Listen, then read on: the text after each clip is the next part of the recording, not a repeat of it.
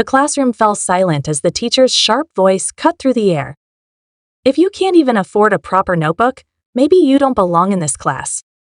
The students exchanged nervous glances, some chuckling under their breath while others shifted uncomfortably in their seats. In the middle of it all sat a boy, his head lowered, his hands gripping the edges of his worn-out desk. His clothes were slightly faded, his shoes scuffed, but his eyes held something that no one else seemed to notice: determination. The teacher, a strict perfectionist who believed in discipline above all else, had no patience for excuses. In her eyes, every student had the same opportunities, the same chances to succeed. But what she failed to see was the silent battle this boy fought every single day. He wasn't just struggling with schoolwork, he was struggling with life itself. What the teacher didn't know was that behind the tattered backpack and the missing school supplies was a story far more heartbreaking than she could ever imagine. And soon, she would learn a lesson of her own, one that would change the way she saw her students forever. But by the time she realized the truth, would it be too late to undo the damage she had done? The boy clenched his fists beneath the desk, willing himself not to react. He had learned long ago that showing weakness only made things worse. The other students whispered, some stifling laughter, while others shifted uncomfortably, clearly unsure how to respond. The teacher's eyes remained cold, her arms crossed as she waited for him to say something, anything to justify himself. But what could he say? That he had spent the night helping his mother clean an office building instead of doing homework? That they barely had enough money for food, let alone school supplies? The boy swallowed hard and looked down at his desk. His silence seemed to irritate the teacher even more. "This is exactly why some students never succeed," she muttered, shaking her head. "No effort, no responsibility." The words stung, but he refused to let them show.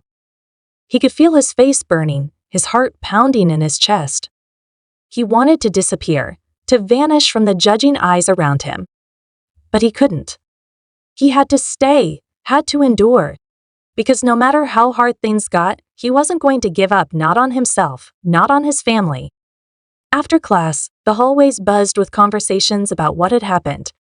Some students repeated the teacher's words with mockery, others with concern. One girl, sitting near the back of the room, had watched everything unfold with a knot in her stomach. She had always noticed the boy's quiet determination, the way he avoided drawing attention to himself. Now she wondered how much he was hiding. Meanwhile, the teacher returned to the staff lounge, shaking her head as she recounted the incident to a colleague. "These kids just don't try hard enough," she sighed. "They expect everything to be handed to them." Her colleague frowned. "Are you sure that's the case? You never really know what's going on in their lives." The teacher dismissed the idea with a wave of her hand. "If I let one excuse slide, they'll all think they can get away with it." But as the day went on, something began to gnaw at her. The boy's silence, the way he had refused to meet her eyes, the discomfort on some of the other students' faces. Had she been too harsh? No, she had only been doing her job. She was preparing them for the real world, wasn't she? That night, the boy walked home along dimly lit streets, his backpack hanging loosely over his shoulder. His mother was already at her second job, leaving a note on the table reminding him to heat up some leftover rice. He sat in the silence of their tiny apartment, staring at his worn-out notebook, knowing that no matter how hard he worked, there would always be people who looked at him as if he didn't belong. The next day, the teacher was taken by surprise when the principal called her into his office. He held a folded letter in his hands. "We received this from a concerned parent," he said, handing it to her. She recognized the neat handwriting immediately. It was from the girl who had been watching from the back of the classroom. The letter detailed what had happened in class, but more importantly, it asked an important question. Do we know what he's going through? For the first time, doubt crept into the teacher's mind. She had always prided herself on being fair, on holding students accountable. But was fairness the same as kindness? As she left the office, her eyes landed on the boy, sitting alone in the cafeteria, picking at his food. She had never bothered to ask about his life outside of school. And now, she couldn't shake the feeling that she had made a terrible mistake. But the question remained, was it too late to fix it? The teacher stood frozen outside the cafeteria, watching the boy as he sat alone, pushing his food around on his tray. The letter from the concerned student lingered in her mind, its words echoing louder than she wanted to admit. She had always believed she was preparing her students for the real world, teaching them discipline and responsibility. But for the first time, she wondered if she had mistaken harshness for strength. The boy, unaware of her gaze, sat in silence, lost in his own thoughts. He wasn't hungry, he was used to ignoring the pangs in his stomach. His mother had worked late again, and the little food they had at home had gone to his younger siblings. He had told himself it was fine, that he could manage just like always. But the weight of the past few days pressed down on him harder than usual. A group of students passed by his table, whispering and laughing. He caught bits and pieces of their conversation. "Did you see how she called him out?" One of them snickered. "Bet he won't show up tomorrow." Another voice, softer but firm, cut through the murmurs. "You don't even know what he's dealing with." The boy glanced up to see the girl from the back of the class, the one who had been watching that day. Her expression was unreadable, but she met his eyes for a brief moment before walking away. The teacher hesitated before stepping forward. She wasn't sure what she was going to say. She had never been the type to apologize. But as she approached, the boy stiffened, his eyes guarded. She cleared her throat. "I need to talk to you," she said, her voice quieter than usual. He didn't respond, just stared at his tray. She exhaled slowly.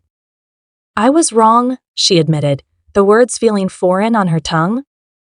"I shouldn't have spoken to you that way. I didn't know what you were going through." The boy's fingers curled around the edge of the table. He wasn't sure how to react. No one had ever apologized to him before, especially not an adult. He looked up, searching her face for any sign of insincerity, but all he saw was something close to regret. She hesitated before sitting across from him. "I won't ask you to explain anything," she continued, "but I want you to know that if you ever need help, you don't have to go through it alone." He didn't respond right away. Part of him wanted to brush it off, to pretend he didn't care. But another part of him, one that had been buried under years of struggle, wanted to believe her. He swallowed hard. "It doesn't matter," he finally said. "People like me, we just have to figure it out on our own." Her chest tightened at his words. How many times had he been let down before? How many times had he reached out, only to be ignored? She straightened. "That's not true," she said firmly. "And if you'll let me, I'd like to prove it to you." The boy didn't answer, but for the first time, he didn't look away. Over the next few weeks, small changes began to happen. The teacher started paying closer attention not just to him, but to all of her students. She made sure to check in, to ask questions, to listen. She reached out to the school administration, arranging for extra supplies to be available for students who needed them without having to ask.